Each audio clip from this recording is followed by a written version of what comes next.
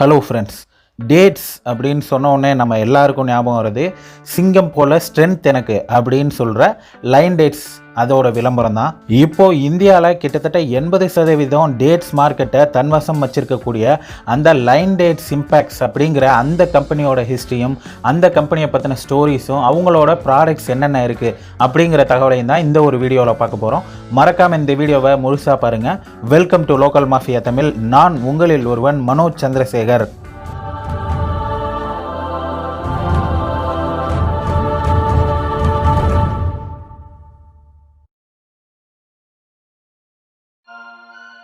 தமிழ்நாட்டில், அதாவது இந்தியாவிலேயே கூட சொல்லலாம், லைன் டேட்ஸ் அப்படின்னு சொன்னால் தெரியாதவங்களே இருக்க முடியாது அப்படின்னு லைன் டேட்ஸ் விளம்பரமும் நம்ம நிறைய டிவி சேனலில் பார்த்துருப்போம். இந்த லைன் டேட்ஸ் கம்பெனி ஆரம்பித்தவர் யார் அப்படின்னு கேட்டோன்னா, பொன்னுதுரை அப்படிங்கிற திருச்சிக்கு அருகே உள்ள ஒரு கிராமத்தை சேர்ந்த ஒருத்தர் தான். இந்த பொன்னுதுரை அவர்களோட குடும்பம் ரொம்ப வறுமையான குடும்பமாக இருந்துச்சு. இவர் 1957 திருச்சிக்கு அருகே ஒரு கிராமத்தில் பிறந்தார் அப்படின்னு சொல்லியிருந்தேன் இல்லையா. அவர் அங்கே தான் பிறக்கிறாரு. அதன் பிறகு வேலை நிமித்தமாக இப்போது நம்ம துபாய், சிங்கப்பூர் அந்த மாதிரி போகிற மாதிரி அவங்களோட ஃபேமிலி வந்து சம்பாதிக்கிறதுக்காக வேண்டி ஸ்ரீலங்காவுக்கு போயிருக்கிறாங்க. பொன்னுதுரை ஸ்ரீலங்காவில் தான் ஸ்கூல் எஜுகேஷன் எல்லாமே பண்ணி முடிச்சிருக்கிறாரு. அது போக அங்கே வறுமையின் காரணமாக அவர் அங்கே ஒரு மளிகை கடையிலையுமே வேலை பார்த்துக்கிட்டு இருந்திருக்கிறாரு. 1974 வருஷம் திரும்ப அவங்களோட ஃபேமிலி இந்தியாவுக்கு வந்திருக்கிறாங்க. இந்தியாவுக்கு வந்த பிறகு வறுமை ரொம்ப அதிகமாக இருக்கவே பொன்னுதுரை வந்து அவரோட படிப்பை நிறுத்திட்டார். மளிகை கடை வேலையில் அவருக்கு ஏற்கனவே கொஞ்சம் அனுபவம் இருந்ததுனால அவர் வந்து நம்மளே ஒரு மளிகை கடை தொடங்கலாம் அப்படின்னு சொல்லிட்டு ஒரு மளிகை கடை தொடங்குறதுக்காக பேங்க்கில் லோன் கேட்டு போகிறாரு. அந்த நேரத்தில் அவருக்கு ஒரு பேங்க்லேருந்து 4000 ரூபாய் லோன் கொடுக்குறாங்க. அதை வச்சு அவர் வந்து ஒரு மளிகை கடை பிஸ்னஸ் வந்து ஆரம்பிக்கிறாரு. எந்த ஒரு பிஸ்னஸ் நம்ம பண்ணாலும் அதோட வரவு செலவு கணக்குகள் எல்லாத்தையும் ரொம்ப துல்லியமாக பார்க்க வேண்டியிருக்கும். அதில் வந்து பொன்னுதுரைக்கு அனுபவம் குறைவாக இருந்ததுனால மளிகை கடை பிஸ்னஸை பற்றி அவருக்கு தெரியும். இருந்தாலும் இந்த பணம் வரவு செலவு கணக்கை அவர் சரியாக பார்க்காததுனால இந்த மளிகை கடை பிஸ்னஸும் அவருக்கு வந்து நஷ்டத்தில் முடியுது. நிறைய கடன்களாக ஏறிக்கிட்டே போகுது. அதனால் இந்த மளிகை கடை பிஸ்னஸையும் மூடிட்டு போயிடலாம் அப்படின்னு சொல்லிட்டு மளிகை கடை பிஸ்னஸையும் க்ளோஸ் பண்ணுறாரு. வேற ஒருத்தருக்கு வித்துடுறாரு. அதன் பிறகு அவர் சபீனா பவுடர் அப்படின்னு பாத்திரம் தேய்க்கிற பவுடர் இருக்குல்ல, அந்த பவுடர் டிஸ்ட்ரிபியூஷன் எடுக்கலாம் அப்படின்னு சொல்லி விளம்பரத்தை பார்க்குறாரு. அந்த டிஸ்ட்ரிபியூஷன் லைசன்ஸையும் அவர் வாங்குறாரு. சபீனா பவுடரை திருச்சியை சுற்றி இருக்க கடைகள் எல்லாத்துக்கும் டிஸ்ட்ரிபியூட் பண்ண ஆரம்பிக்கிறாரு. அதே நேரத்தில் அவர் வந்து திருச்சியில் ஒரு கவர்மெண்ட் ஆஃபீஸில் ஒரு 800 ரூபா மாத சம்பளத்துக்கு ஒரு வேலையில் சேர்றாரு. அவருக்கு அந்த வேலையுமே கிடைக்கிது, அவர் அப்ளை பண்ணியிருந்ததுனால. ஸோ நம்மளாம் என்ன பண்ணுவோம், ஒரு கவர்மெண்ட் வேலை கிடச்சிருச்சுன்னா கவர்மெண்ட் வேலை கிடச்சிருச்சு, நம்ம லைஃப் செட்டில்டு அப்படின்னு நினச்சிட்டு அதை மட்டும் பண்ணிவிட்டு மற்ற பிஸ்னஸ்லாம் விட்டுருவோம். ஆனால் இவர் இந்த சபீனா டிஸ்ட்ரிபியூஷன் வேலையும் அந்த கவர்மெண்ட் வேலையோடு சேர்த்து ஒரு பார்ட் டைம் மாதிரி பண்ணிக்கிட்டே தான் இருந்தார். வாழ்க்கையில் ஏதாவது ஒன்று நம்ம சாதிக்கணும், பெரிய அளவில் ஒரு பெரிய ஆளாக மாறணும், ஏதாவது ஒரு வியாபாரத்தில் சாதிக்கணும் அப்படிங்கிற எண்ணம் அவருக்கு ஆரம்பத்துலேருந்து இருந்துக்கிட்டே இருந்திருக்கு. அதனால தான் இது மாதிரி பலவிதமான முயற்சிகள் எல்லாத்தையும் எடுத்தும் பார்த்துருக்கிறாரு நம்ம பொன்னுதுரை. இப்படியே காலங்கள் போயிட்டு இருக்கும்போது திருச்சியில் ஒரு நாள் இவர் நடந்து போயிட்டு இருக்கும்போது ஒரு தள்ளுவண்டி கடையில் பேரிச்சம்பளம் விற்றுக்கிட்டு இருக்காங்க. பேரிச்சம்பளத்தை தள்ளுவண்டியில் அப்படியே குவிச்சு வச்சு விற்றுக்கிட்டு இருக்காங்க. அந்த பேரிச்சம்பளத்தை பார்த்து இவர் வந்து அதில் நிறைய முக்கியது, ஓப்பன் வண்டியில் வந்து விற்றுக்கிட்டு இருக்காங்க அப்படிங்கிறத அந்த கடைக்கார்ட்ட போய் கேட்டிருக்காரு. இது வந்து ரொம்ப அன்ஹைஜீனிக்காக இருக்குது, ஸோ நீங்கள் வந்து இதை வந்து ஒரு பேக் பண்ணி வைக்கலாம் அல்லது க்ளோஸ் பண்ணி வச்சு விற்கலாம்ல அப்படின்னு கேட்டதுக்கு அந்த கடைக்காரு, இதுக்கு இந்த பேரிச்சம்பளத்துக்கு இப்படி விற்கிறதே ரொம்ப அதிகம், அப்படியே உனக்கு தேவைன்னா நீ வந்து பேக் பண்ணி கொடு, என்னால் பேக்லாம் பண்ண முடியாது அப்படின்னு ஒரு அவமானப்படுத்துகிற துணியில் அவரை திட்டி அனுப்பிடுறாரு. அந்த கடைக்காரர் திட்டினதும் அவமானத்தில் நம்ம பொன்னுதுரை அப்படியே போயிடுறாரு. ஆனால் அதை வந்து அவர் அவமானமாக மட்டும் நிற்காம அதிலேயே இருக்கக்கூடிய ஒரு வாய்ப்பை அவர் பார்க்குறாரு. இந்த பேரிச்சம்பளத்தை பேக்கிங் பண்ணக்கூடிய வேலையை நம்மளே பண்ணால் என்ன, நம்ம பண்ணி கொடுத்தா இது வந்து ஒரு புது ஐடியாவாக இருக்கும்ல அப்படின்னு சொல்லிட்டு பேரிச்சம்பளத்தை பேக்கிங் பண்ணுற வேலையிலையும் இறங்குறாரு. பேரிச்சம்பளத்தை பேக்கிங் பண்ணி இவர் ஆல்ரெடி சபீனா டிஸ்ட்ரிபியூஷன் பண்ணிக்கிட்டு இருக்காரு. அதனால் நிறைய கடைக்காரங்களுக்கு இவர் கூட லிங்க் இருக்கும். ஸோ சபீனா போடக்கூடிய எல்லா கடைகளுக்கும் இவர் பேக்கிங் பண்ணுற அந்த பேரிச்சம்பளத்தை போடுறாரு. கடுமையான உழைப்பு, இதோடு சேர்ந்து கவர்மெண்ட் வேலையும் பார்க்குறாரு. சபீனா, பேரிச்சம்பளம் இதை மாதிரி 2 பிஸ்னஸையுமே பண்ணிக்கிட்டு இருக்காரு. சில காலங்களில் வந்து இவருக்கு கிட்டத்தட்ட 500 கடைக்கு மேலே ஆர்டர் கொடுக்கக்கூடிய அளவுக்கு இவரோட பிஸ்னஸ் வந்து வளர்ந்துருச்சு. அந்த நேரத்தில் தான் இவர் ஒரு குரூஷியலான ஒரு முடிவை ஒன்று எடுக்கிறாரு. நம்ம இந்த தொழிலை வந்து முழு மூச்சாக நம்மளால் பார்க்க முடியலை. எதனாலனா நம்ம வந்து கவர்மெண்ட் வேலை பார்த்துக்கிட்டு இருக்கோம். அதனால் இந்த கவர்மெண்ட் வேலையை விட்டுட்டு ஃபுல்லாக நம்ம வந்து இந்த தொழிலில் இறங்கிடலாம் அப்படிங்கிற முடிவை எடுக்கிறாரு. அது ரொம்ப கஷ்டமான ஒரு டிஃபிகல்ட்டான ஒரு முடிவு தான், இருந்தாலும் அந்த ரிஸ்கியான முடிவை அவர் எடுத்தார். 1978 அவரோட கவர்மெண்ட் வேலையை விட்டுட்டு ஃபுல் டைமாக நம்ம இந்த பிஸ்னஸை பண்ணலாம், பேரிச்சம்பளம் பேக்கிங் பிஸ்னஸ் அப்படின்னு சொல்லிட்டு வராரு. அதன் பிறகு தான் அவரோட பேரிச்சம்பளம் கம்பெனிக்கு ஒரு பிராண்ட் நேமே யோசிக்கிறாரு.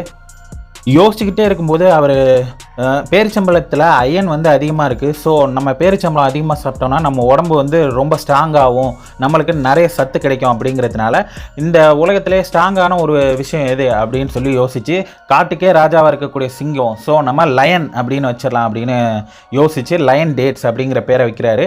பேர் வைக்கணும் அப்படின்னு ஆசைப்பட்டு இவர் யோசித்து முதல் 10 நிமிஷத்துலேயே இந்த லயன் அப்படிங்கிற அந்த ஒரு பிராண்ட் நேம் வந்து இவருக்கு தோணுச்சு அப்படின்னு இவர் ஒரு இன்டர்வியூவில் சொல்லியிருக்காரு. ஸோ நம்மளுக்கு எதேச்சியாக தோணக்கூடிய அந்த சிம்பிளான நேம்ஸ் தான் நம்மளுக்கு பின்னாடி ஒரு பெரிய பிராண்ட் நேமாக மாறக்கூடிய வாய்ப்பு இருக்குது அப்படிங்கிறத தெரிஞ்சுக்கங்க. ஸோ இப்போ இருக்கிறவங்க இந்த மாதிரி பேர் வைக்கணும் அப்படின்னா நிறைய இன்டர்நெட்டில் தேடுவாங்க, காசு கொடுத்து பேர் வாங்குவாங்க, இந்த மாதிரி விஷயங்கள்லாம் இருக்குது. ஸோ எப்போதுமே நம்ம கட் ஃபீலிங்கை நம்ம நம்பணும். 1978 இவர் பிராண்ட் நேம் முடிவு பண்ணிட்டார் லைன் டேட்ஸ் அப்படின்னு சொல்லிட்டு. ஸோ லைன் டேட்ஸ் அப்படிங்கிற அந்த பேக்கெட்டில் சிங்கத்தோட படத்தை வந்து அச்சடித்து ஸ்டிக்கர் ஒட்டணும் இல்லையா, அந்த ஸ்டிக்கர் பிரிண்ட் பண்ணுறதுக்கு இவர்கிட்ட பணம் இல்லை. ஸோ என்ன பண்ணுறதுன்னு தெரில. அந்த சமயத்தில் பக்கத்தில் எலெக்ஷன் நடந்துக்கிட்டு இருந்துச்சு. அந்த எலெக்ஷனில் பஞ்சாயத்து போர்டு எலெக்ஷன், அந்த மாதிரி உள்ளாட்சி தேர்தல் நடந்துகிட்டு இருந்துச்சு. அதில் ஒரு கட்சியோட வேட்பாளருக்கு சிங்கம் தான் வந்து அந்த கட்சியோட சின்னமாக கொடுத்துருந்தாங்க. ஸோ அவங்க வெளியிட்ட அவங்களோட சுவரொட்டிகள், அந்த நோட்டீஸு, அது எல்லாத்துலேயுமே சிங்கம் இருந்துச்சு. அது எல்லாமே எக்கச்சக்கமாக வெளியில் கிடச்சிக்கிட்டு இருந்துச்சு. ஸோ அதெல்லாம் யூஸ்லெஸ்ஸாக இருக்குது அப்படின்னு சொல்லிட்டு அந்த நோட்டீஸ் எல்லாத்தையும் எடுத்துகிட்டு வந்து அதில் இருக்க அந்த லைனை மட்டும் எடுத்து அவரோட டேட்ஸ் பேரிச்சம்பளத்தில் ஒட்டுறாரு. ஸோ லைன் டேட் சிம்பிள், லைனோட படம் ரெண்டுமே ரெடி ஆயிடுச்சு.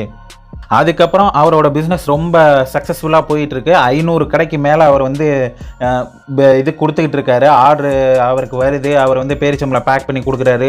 தமிழ்நாடு முழுக்க நம்ம இந்த பிஸ்னஸை பண்ணணும், திருச்சியை சுற்றி மட்டும் நம்ம பண்ணிக்கிட்டு இருந்தால் ஆகாது அப்படின்னு சொல்லிட்டு அடுத்த கட்டமாக நம்ம வந்து விளம்பரம் கொடுக்கணும் அப்படின்னு சொல்லிட்டு ரேடியோவில் வந்து லைன் டேட்ஸுக்காக விளம்பரம் கொடுக்குறாரு. அந்த விளம்பரத்தினால அவருக்கு இன்னும் பிஸ்னஸ் அதிகமானுச்சு அப்படின்னு தான் சொல்லணும். சில வருடங்களுக்கு பிறகு மாதம் 50,000 ரூபா வருமானம் வரக்கூடிய அளவுக்கு அவரோட பிஸ்னஸ் வந்து வளர்ந்துருச்சு. ஸோ அவர் வந்து அந்த கவர்மெண்ட் வேலையை விட்டுட்டு வந்து அந்த டிசிஷன் வந்து அவர் எடுத்த டிசிஷன் ரைட்டு தான் அப்படிங்கிற மாதிரி தான் இருக்கும். ஏன்னா அவர் அந்த கவர்மெண்ட் வேலையில் இருந்திருந்தாருன்னா மாதம் அவருக்கு 800 ரூபா மட்டும்தான் சம்பளம் கிடச்சிருக்கும். இப்போ அவர் வேலையை விட்டு ரிஸ்க் எடுத்து வந்து இந்த பிஸ்னஸை பண்ணி சக்ஸஸ்ஃபுல்லாக ஆனதுனால அவருக்கு மாதம் 50,000 ரூபாய்க்கு மேலே வருமானம் வரக்கூடிய அளவுக்கு வந்திருக்கு. ஸோ நம்மளும் நம்ம லைஃப்பில் ரிஸ்க் எடுக்க தயங்கக்கூடாது. கண்டிப்பாக ரிஸ்க் எடுத்தோன்னா தான் நம்மளால் பெரிய அளவுக்கு வர முடியும் அப்படிங்கிறத தெரிஞ்சுக்குங்க. ஸோ இப்படியே தமிழ்நாடு முழுக்க இவரோட பிஸ்னஸ் ரொம்ப பெருசாக வந்துருச்சு. சவுத் இந்தியாவிலையும் இந்த ஆந்திர பிரதேஷ், கர்நாடகா, கேரளா இதுலேயுமே இந்த டேட்ஸுக்கான சில பிஸ்னஸை பிடிச்சிட்டாரு. சில வருடங்களுக்கு பிறகு இவர் வந்து சவுத் இந்தியாவை தாண்டி நம்ம வந்து நார்த் இந்தியா, அந்த மும்பை அந்த மாதிரியான இடங்களுக்கு போகணும், ஆல் ஓவர் இந்தியா ஃபுல்லாக நம்மளோட பிஸ்னஸ் போகணும் அப்படின்னு சொல்லிட்டு மும்பைக்கு ஒரு ட்ராவல் பண்ணுறாரு. பிஸ்னஸ் கான்ட்ராக்ட் பிடிக்கிறதுக்காக போகிறாரு. ஸோ அங்கே போயிட்டு அவருக்கு வந்து வேறு மொழி எதுவுமே தெரியாது, அவருக்கு தமிழ் மட்டும்தான் தெரியும், இங்கிலீஷ் கூட தெரியாது. ஸோ அங்கே போய் ரூமில் தங்குறது, வெளியில் போகிறது வர்றது, இந்த மாதிரி அடுத்தவங்கள்ட்ட பேசுகிறது, இது எல்லாத்துக்குமே ரொம்ப கஷ்டப்பட்டுருக்கிறாரு. இவர் மீட் பண்ண போனால் அந்த ஏஜென்ட்டுக்கு அவருக்கு தமிழ் தெரியும் அப்படிங்கிறதுனால அவர் கூட பேசுகிறதுக்கு இவருக்கு ரொம்ப ஈஸியாக இருந்திருக்கு. அண்ட் தென் அந்த ஏஜென்ட்கிட்டேருந்து இவருக்கு கிட்டத்தட்ட 500 கிலோகிராம் ஆஃப் பேரிச்சம்பளத்துக்கு ஆர்டருமே கிடச்சிருக்கு. ஸோ இப்போ இந்த லாங்குவேஜ் மட்டும் அவருக்கு தெரியாமல் இருந்திருந்தால் இவருக்கு இந்த 500 கிலோ ஆர்டர் கிடச்சிருக்காதுல அப்படிங்கிறத யோசிக்கிறாரு நம்ம பொன்னுதுரை. இனி வரும் காலங்களில் நம்ம இந்த மாதிரி மொழி தெரியாமல் நம்ம வந்து இந்த மாதிரியான ஆஃபர்ஸ் எல்லாம் நம்ம விட முடியாது அப்படின்னு நினச்சிட்டு நம்ம இங்கிலீஷ் கண்டிப்பாக கற்றுக்கணும் அப்படின்னு சொல்லிட்டு ஊருக்கு வந்த உடனே ஒரு இங்கிலீஷ் டீச்சர்கிட்ட போயிட்டு இங்கிலீஷ் கற்றுக்கிறாரு. ஸோ அந்த டைமில் அவருக்கு வயசு வந்து கிட்டத்தட்ட 35-40 அந்த ரேஞ்சில் இருக்கும் அப்படின்னு அவரே சொல்கிறாரு. ஸோ எந்த ஒரு மொழியையும் கற்றுக்கணும் அப்படின்னா நம்மளுக்கு வந்து வயசு முக்கியம் இல்லை, நம்மளுக்கு ஆர்வம் தான் முக்கியம். ஸோ அப்படித்தான் பொன்னுதுரை வந்து இங்கிலீஷுமே கற்றுக்கிட்டாரு. அவர் கற்றுக்கிட்ட இங்கிலீஷ் அவரோட வாய்ப்பை இன்னும் அதிகமாக்குனுச்சு அப்படின்னு தான் சொல்லணும். ஸோ ஆல் ஓவர் இந்தியா ஃபுல்லாக அவரோட அந்த டேட் சாம்ராஜ்யம் வந்து உருவாயிருச்சு. இந்தியா முழுக்க லைன் டேட்ஸ் அப்படிங்கிறது ரொம்ப ஃபேமஸான ஒரு பேரிச்சம்பள பிராண்டாக மாறிடுச்சு. அந்த காலகட்டத்தில் மஸ்கட் கவர்மெண்ட்லேருந்து இவருக்கு ஒரு அழைப்பு வருது. அங்கே மஸ்கட் கவர்மெண்ட் டேட்ஸை வச்சு ஒரு சிரப் வந்து ரெடி பண்ணியிருக்கோம், பட் இதை எப்படி மார்க்கெட் பண்ணுறது அப்படின்னு எங்களுக்கு தெரில, ஸோ எங்களுக்கு உங்கள் ஹெல்ப் வேணும் அப்படின்னு சொல்லிட்டு மஸ்கட் கவர்மெண்ட்டே இவரை கூப்பிட்ருக்காங்க. எதனாலனா இந்தியாவில் இந்த பேரிச்சம்பள பிஸ்னஸில் நம்பர் 1 இருக்கக்கூடியது நம்ம லைன் டேட்ஸோட பொன்னுதுரை தான். அதனால தான் அவரை கூப்பிட்ருக்காங்க. இவரும் மஸ்கட் போய் பார்க்குறாரு. அந்த டேட் சிரப்பை டேஸ்ட் பண்ணி பார்த்துட்டு அது ரொம்ப நல்லா இருக்குது, இதை இந்தியன் மார்க்கெட்டில் நான் உங்களுக்கு மார்க்கெட் பண்ணி தரேன் அப்படின்னு சொல்லிட்டு எடுத்துகிட்டு வராரு. அப்படி வந்ததுக்கு பேர் தான் லைன் டேட் சிரப். இப்போ நம்ம எல்லாமே விளம்பரம் பார்க்கலாம், நம்ம நிறைய பேர் வாங்கி யூஸ் பண்ணிகிட்டு இருக்கலாம். இது இப்படி வந்தது தான். கொஞ்ச நாள் கழித்து அந்த மஸ்கட்டில் இருந்த அந்த டேட் சிரப் தயாரித்த நிறுவனம் வந்து மூடப்படுது பல்வேறு ஃபினான்ஷியல் காரணங்கள்னால. அதுக்கு பிறகு இவர் அந்த மஸ்கட் நிறுவனத்தை வாங்குறாரு. அந்த மஸ்கட் நிறுவனத்தையும் வச்சு அங்கேயுமே டேட்ஸ் பிஸ்னஸ் இவர் பண்ணிக்கிட்டு இருக்காரு. ஸோ இப்போதைய காலகட்டத்துக்கு இவர் ஒரு வருஷத்துக்கு 10,000 டன் அரபு நாடுகளை சுற்றி இருக்கக்கூடிய எல்லா நாடுகள்கிட்டருந்தும் இந்தியாவுக்கு இறக்குமதி பண்ணி இங்கேருந்து பேக்கிங் பண்ணி பல நாடுகளுக்கு அனுப்பிக்கிட்டு இருக்காரு. இதுதான் இவரோட சக்ஸஸ்ஃபுல்லான ஸ்டோரி. இப்போது இந்த லைன் டேட்ஸ் அப்படிங்கிற அந்த கம்பெனியோட பேர் line dates Impex private limited அப்படின்னு திருச்சிக்கு பக்கத்தில் தான் இருக்குது இவங்களுக்கான ஹெட் குவார்ட்டர்ஸ். இவங்களோட ப்ராடக்ட் டேட்ஸும் டேட் சிறப்பும் மட்டும் தானா அப்படின்னு கேட்டால் இல்லை. இவங்களோட ப்ராடக்ட் லிஸ்ட்டு நான் சொல்கிறேன். லைன் டேட்ஸ் அப்படிங்கிறது உங்கள் எல்லாருக்குமே தெரியும், சீடோடையும் இருக்குது, டீசீடட் டேட்ஸுமே இருக்குது. லைன் டேட் சிரப் அதை பற்றியும் இப்போ தான் கொஞ்சம் நேரத்துக்கு முன்னாடி நம்ம பேசிகிட்டு இருந்தோம். அந்த லைன் டேட் சிரப் சாப்பிட்டோம்னா உடல் எடை வந்து குறைவாக இருக்கவங்களுக்கு எடை கூடுறதுக்கும் உதவும் அப்படின்னு நிறைய ஆர்டிக்கலில் நான் படிச்சிருக்கேன். அடுத்ததாக லைன் காஷ்மீர் ஹனி அப்படிங்கிற பேரில் இந்த பிராண்டில் வந்து தேனுமே இவங்க ரிலீஸ் பண்ணி விட்டுருக்காங்க. லைன் டேட்ஸ் ஹல்வா அப்படிங்கிற ஒரு அல்வாவுமே இவங்களோட பிராண்டில் வருது. லைன் பிக்கிள் அப்படிங்கிற பேரில் எல்லா விதமான பிக்கிள் ஊறுகாய்கள் எல்லாமே இவங்க ரிலீஸ் பண்ணியிருக்காங்க. லைன் ஃப்ரூட் ஸ்குவாஷ் அப்படிங்கிற பேரில் ஜூஸுமே இவங்க வெளியிடுறாங்க. லைன் ட்ரை ஃப்ரூட் அப்படிங்கிற பேரில் அந்த ட்ரை ஃப்ரூட் அப்படின்னு சொல்லப்படுற முந்திரி, திராட்சை, அந்த பாதாம், பிஸ்தா இந்த மாதிரியான விஷயங்களும் இவங்களோட பிராண்டில் இருக்குது. லைன் ஃப்ரூட் ஜாம் அப்படிங்கிற பேரில் மிக்சடு ஃப்ரூட் ஜாமுமே இவங்க ப்ரொவைட் பண்ணிகிட்டு இருக்காங்க. அது போக லைன் ஓட்ஸ் அப்படிங்கிற பேரில் ஆஸ்திரேலியன் ஓட்ஸ் அதையுமே நம்ம இந்தியாவுக்குள்ளே இவங்க மார்க்கெட் பண்ணிகிட்டு இருக்காங்க. இது தவிர இன்னும் சில லைன் அப்படிங்கிற பேரில் இவங்களோட பிஸ்னஸ் வந்து இருக்குது, இவங்களோட ப்ராடக்ட்ஸுமே இருக்குது. வெறும் தள்ளுவண்டி கடையில் பார்த்து அங்கேருந்து உதிச்ச அந்த ஐடியானால இம்ப்ரூவ் ஆன நம்ம பொன்னுதுரை இப்போ இந்தியா மட்டும் இல்லாது பல உலக நாடுகளில் அவரோட அந்த லைன் பிராண்டை வச்சு மிகப்பெரிய விற்பனையை பிடிச்சிருக்காரு. இப்போ இவரோட இந்த லைன் கம்பெனியில் கிட்டத்தட்ட 1000க்கும் அதிகமான எம்ப்ளாயீஸ் வேலை பார்க்குறதா சொல்கிறாங்க. 300 கோடிக்கும் அதிகமான வருட வருமானம் இந்த கம்பெனி ஒரு வருஷத்துக்கு டர்ன் ஓவர் பண்ணுறாங்க. லைன் டேட்ஸ் பொன்னுதுரை கிட்ட அவர்கிட்ட ஒரு இன்டர்வியூவில் கேள்வி கேட்டப்போ இது எல்லாமே இந்த அளவுக்கு பெருசாக சக்ஸஸ் நீங்கள் அடைஞ்சிட்டீங்க, ஸோ உங்களோட வாழ்க்கையோட மிக மகிழ்ச்சியான நெகிழ்ச்சியான தருணம் எது அப்படின்னு கேட்டால், இவ்வளோ பெரிய பணம் சம்பாதிச்சதும் இந்த லைன் டேட்ஸ் இவ்வளோ பெருசானதும் கூட எனக்கு அந்த அளவுக்கு மகிழ்ச்சி இல்லை. ஆனால் இதை விட முக்கியமான ஒரு சாதனை அப்படின்னு நான் எதை நினைக்கிறேன்னா, பல மாற்றுத்திறனாளிகளுக்கு நான் வேலை வாய்ப்பு கொடுத்துருக்கேன், அதுதான் எனக்கு ரொம்ப மகிழ்ச்சியாக இருக்குது அப்படின்னு சொல்லியிருக்காரு. அவர் மாற்றுத்திறனாளிகளுக்கு எந்த வகையில் வேலை கொடுத்தாரு அப்படின்னு கேட்டால், பேரிச்சம்பளத்துலேருந்து அந்த கொட்டையை எடுக்கக்கூடிய அந்த வேலைக்கு எந்த ஒரு மிஷினுமே இது நாள் வரைக்கும் உலக நாடுகள் எங்கேயுமே கண்டுபிடிக்கப்படல. ஏன்னா பேரிச்சம்பளத்தை அந்த மிஷினில் போட்டோம்னா பேரிச்சம்பளம் ரொம்ப ஒரு மாதிரி கொலன்னு இருக்கிறதுனால அது வந்து மிஷினில் ஒட்டிக்கும். ஸோ அதை வச்சு மிஷின் ப்ராசஸ் பண்ண முடியாது அப்படிங்கிறதுனால இது வரைக்கும் உலக நாடுகள் எல்லாத்துலேயுமே கையில் மட்டும்தான் அந்த பேரிச்சம்பளத்தோட அந்த விதையை நீக்கக்கூடிய பணியை பண்ணிக்கிட்டு இருக்காங்க. அந்த விதையை நீக்கிற பணியை தான் மாற்றுத்திறனாளிகள் திருச்சியை சுற்றி இருக்கவங்க நிறைய பேருக்கு இவர் வேலை கொடுத்துருக்கிறாரு. அதை தான் இவர் ரொம்ப மகிழ்ச்சியான ஒரு மிகப்பெரிய சாதனை அப்படின்னும் சொல்கிறாரு. ஸோ நம்ம இந்த லைன் டேட்ஸ் பொன்னுதுரை அவர்களோட வாழ்க்கையிலேருந்து கற்றுக்க வேண்டிய விஷயம் என்னென்னா, ஒருத்தர் வெற்றி பெறணும் அப்படிங்கிறதுக்கு படிப்போ வறுமையோ இந்த மாதிரி கவர்மெண்ட் வேலை கிடச்சிருச்சு அதனால் நான் அடுத்த வேலையை நான் பார்க்க போகல அப்படிங்கிற அந்த ஒரு எந்த எண்ணமே இருக்கக்கூடாது. எப்போதுமே நம்ம வெற்றி பெறணும் அப்படின்னு நினச்சி அதுக்காக நம்ம கடுமையாக உழைச்சோன்னா கண்டிப்பாக வெற்றி ஒரு நாள் நம்மளை வந்து சேரும் அப்படிங்கிறது தான் இவர் ப்ரூவ் பண்ணியிருக்காரு. அது மட்டும் இல்லாது எப்பப்பெல்லாம் நம்ம ரிஸ்க் எடுக்கணுமோ அப்போல்லாம் நம்ம ரிஸ்க் எடுக்கணும். எப்போதுமே சேஃபான ஒரு லைஃப்பை நம்மளால் வாழ்ந்துட முடியாது. ரிஸ்க் எடுத்தால் தான் நம்மளால் மென்மேலும் மிகப்பெரிய அளவில் உயர முடியும் அப்படிங்கிறது தான் இவரோட வாழ்க்கையிலேருந்து நமக்கு கிடைக்கக்கூடிய பாடமாக நான் பார்க்குறேன். இந்த ஒரு வீடியோ பற்றின உங்களோட கருத்துக்களை கமெண்ட்டில் சொல்லுங்கள்.